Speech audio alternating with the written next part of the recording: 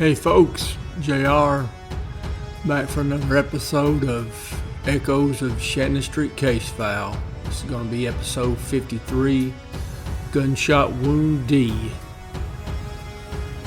Before we get started, folks, don't forget now, hit that subscribe button. Also, get down in the description, click on the link, follow me on Twitter, follow my podcast, buy you a copy of the book, the documentary, go over on Facebook, or you can visit my website. Alright, now we got that out of the way, let's get into the autopsy of Lindberg Sanders. Office of the Chief Medical Examiner, case number Alpha 8336. Autopsy Report, Lindberg Sanders, black male, 49 years of age. County Medical Examiner J.T. Francisco, District Attorney General, Honorable Hugh Stanton, Jr. Anatomical diagnosis. Number 1, gunshot wound to left wrist, entry at gunshot wound A, fracture of left radius, exit at gunshot wound B, bullet fragments recovered. Number 2, gunshot wound grazed to head at gunshot wound C. Number 3, gunshot wound to head, entry at gunshot wound D, bullet and bone fragments traversing brain, fragments recovered. Number 4, multiple skull fractures, secondary to number 3. Cause of death, gunshot wound to head. Narrative of findings. This 49-year-old black male died as a result of a single high-velocity, small-caliber gunshot wound to the head, producing extensive injury to the top half of the brain. The gunshot wounds to the left wrist and left forehead are consistent with large-caliber, 38-caliber gunshot wounds occurring some 24 to 36 hours prior to death, i.e., at the time of the initial exchange of gunfire on the evening of Tuesday, January 11, 1983. Blood alcohol level is negative. The urine drug screen is positive for the presence of tetrahydrocannabinol, which is the active ingredient in marijuana. This autopsy has been performed by Dr. Harlan. Autopsy protocol, autopsy number Alpha 8336. Name Lindberg Sanders, black male, age 49. Pathologist, Doctors Francisco Bell Harlan. Final pathological diagnosis. Primary series, 1, multiple gunshot wounds. Gunshot wound to left wrist, entry at gunshot wound A, fracture of left radius, exit at gunshot wound B, bullet traversing from volar to extensor surfaces, bullet fragments recovered. B, gunshot wound grazed to head at gunshot wound C, 65 inches above heel. C, gunshot wound to head, entry at gunshot wound D, 69.5 inches above heel, bullet fragments and bone fragments traversing brain, top half of cerebral hemispheres, fragments recovered, traversing anterior, posterior, right to left, superior to inferior, partial exit at gunshot wound E, 63 inches above heel. 1, multiple skull fractures.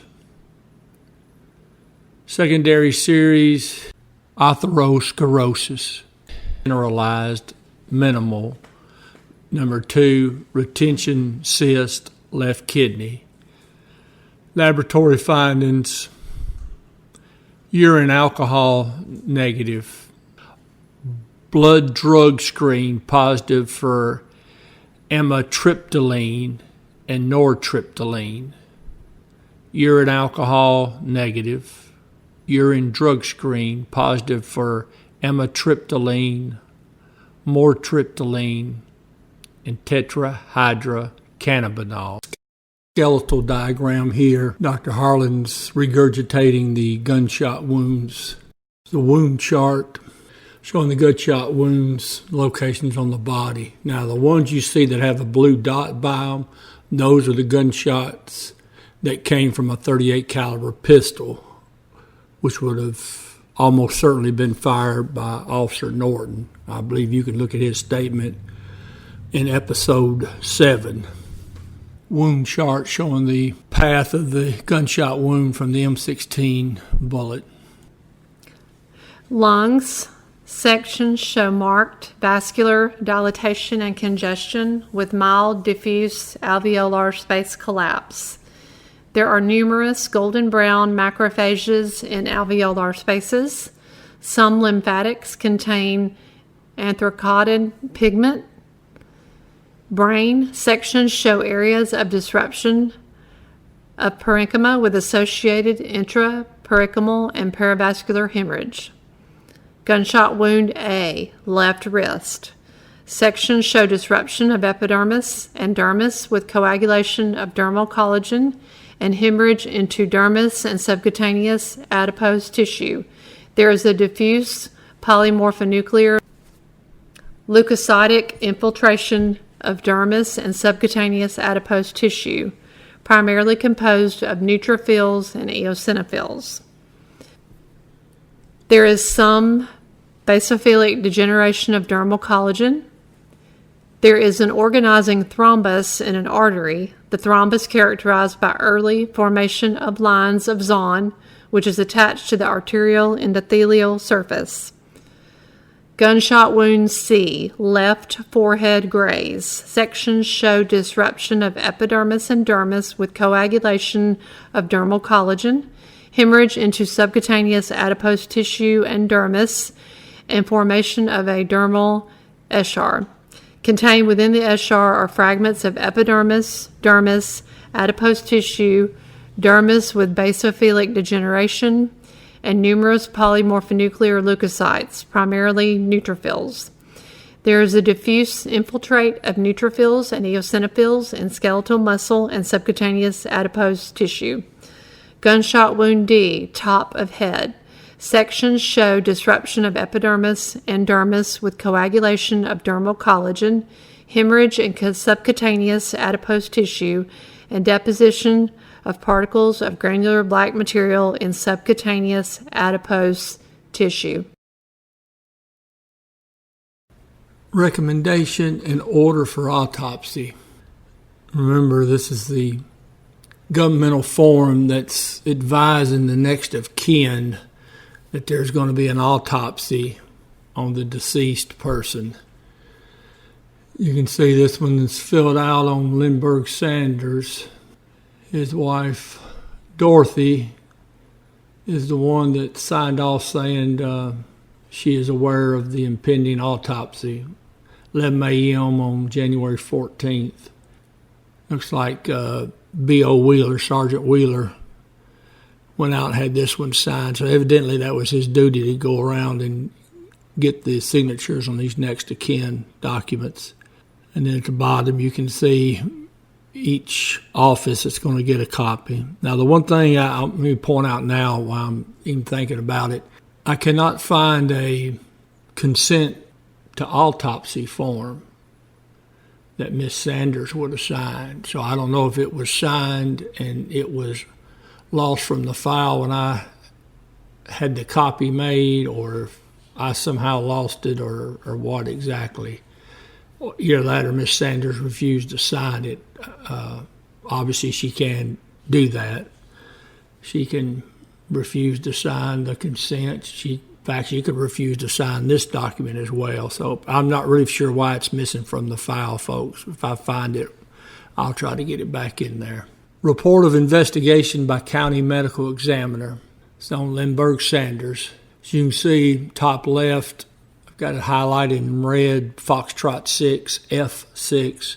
That was the designation identification number for Lindberg Sanders before they got a positive ID. You can see here type of death marked as violent. comments, shooting, notification by homicide. In other words, homicide is the one that called the ME's office, and Dr. Harlan was next in rotation, evidently, and he made the scene. See here, middle of the page, the little body chart, all the markings of the gunshot wounds. And down at the bottom, you've got probable cause of death, gunshot wound to head, manner of death, marked homicide, signed off on by Dr. Harlan. Certificate of death, Lindberg Sanders. He was born September 19, 1933, born in Memphis, City of Memphis Hospital. He was from Mississippi, born in Mississippi.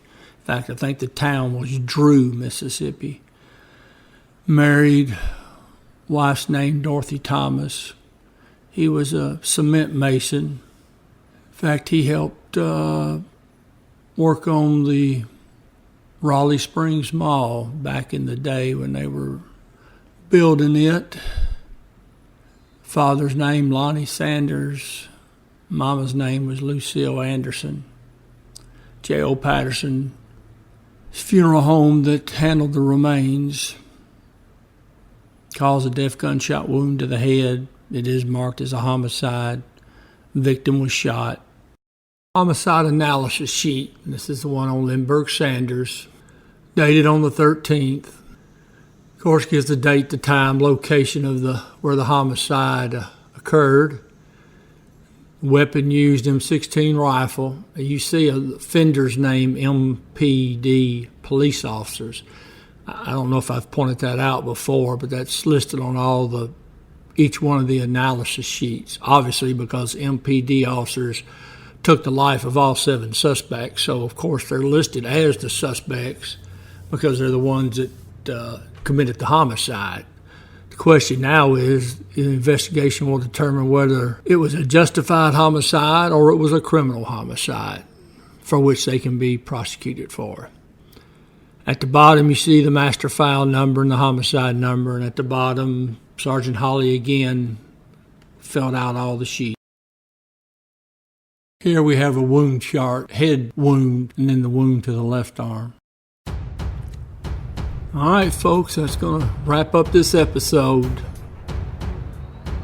We've got one more autopsy to do.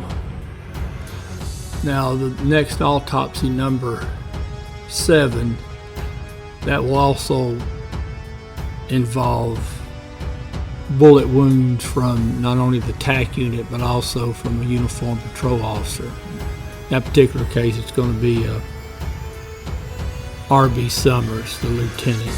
But we'll get into that one next time. Folks, I do appreciate y'all. Appreciate y'all hanging in there with me. We'll be back in a few days, and till then, I'll see you down the road.